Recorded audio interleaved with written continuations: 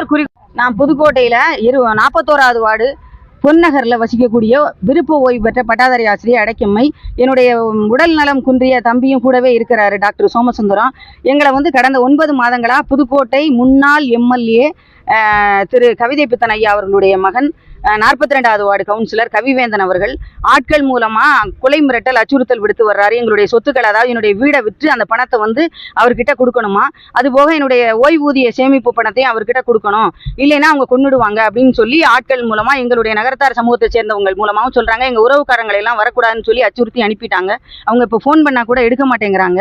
என்னை பார்த்தாலே எல்லாரும் பயந்து போறாங்க, பேசக்கூட யாரும் தயங்குறாங்க. அதை விட உணவுல விஷம் வைக்கிறாங்க. நாங்க கடையில வாங்கக்கூடிய மளிகை பொருட்கள், பால், எண்ணெய், தண்ணி கூட கிடைக்க விடாம தண்ணி வண்டிக்காரங்களை வரக்கூடாதுன்னு தடை செய்யறாங்க.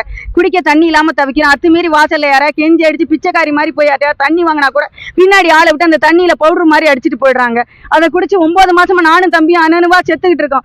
நல்ல உடல்நிலையில இருந்த என்னோட உடல்நிலை ரொம்ப மோசமாயிட்டு வருது. அதனால நம்ம தமிழ்நாடு முதல்வர் அவர்களும் நம்முடைய மாவட்ட காவல்துறை கண்காணிப்பாளர் அம்மா அவர்களும் இதுல தலையிட்டு கவிவேந்தன் அவர்களை கண்டிப்பா கண்டிக்கணும். கண்டிச்சு அவருக்கு நடவடிக்கை எடுக்கணும். அவர் மேல எங்களுடைய உயிருக்கு பாதுகாப்பு வழங்கணும். அதை விட இன்னொரு முக்கியமான விஷயம் என்னன்னா, இந்த வீடை வித்து நான் கூடிய சீக்கிரம் வெளியூர் போறதா இருக்கேன். அதுக்கு அங்க உள்ள அந்த திமுக ஆட்களை அவர் தூண்டி விட்டு அங்கேயும் இதே மாதிரி சாப்பாட்டுல விஷம் வைக்கிறது, பின்னாடி வாகனத்துல அடிக்க வர்றது. அதாவது இதுக்கு ஆதாரம் வந்து புதுக்கோட்டையில கலெக்டர் அம்மா அலுவலகத்துல நான் வந்து போய் இதுக்காக போயிருந்தேன். அவங்க கிட்ட போய் மனு கொடுக்கறதுக்காக போயிருந்த போது அங்க வந்து காவல்துறையை சேர்ந்த அதிகாரிகள் என்கிட்ட பேசியிருக்காங்க. அதற்குரிய ஆடியோ என்கிட்ட இருக்கு. அதே மாதிரி மாண்புமிகு சட்ட அமைச்சர்கள் வீட்டுக்கு போயிருந்த போது அவங்க நான் வந்து உங்களுக்காக கவிவேந்தன் அவர்களை பகிச்சிக்க முடியாது அப்படின்னு நம்முடைய சட்ட அமைச்சர், எங்க ஊரை சேர்ந்தவங்க, எங்க இனத்தை சேர்ந்தவங்க, அவங்க வந்து ஏதாவது செய்வாங்க, நமக்கு உதவி செய்வாங்கன்னு எதிர்பார்த்து போனேன். அவங்க காலில் கூட விழுந்தேன். காலில் விழுந்து குற்றம்ட்டாங்க. அவங்க என் தந்தையை போன்றவங்க.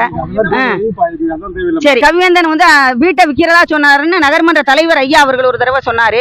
அப்புறம் அழகப்ப செட்டியார், நான் இப்ப வந்து காவல் கண்காணிப்பாளர் அலுவலகத்துக்கு வந்திருக்கேன். எனக்கு வந்து உயிருக்கு பாதுகாப்பு வேணும், தம்பிக்கும் பாதுகாப்பு வேணும், எங்களுடைய உடமைக்கும் பாதுகாப்பு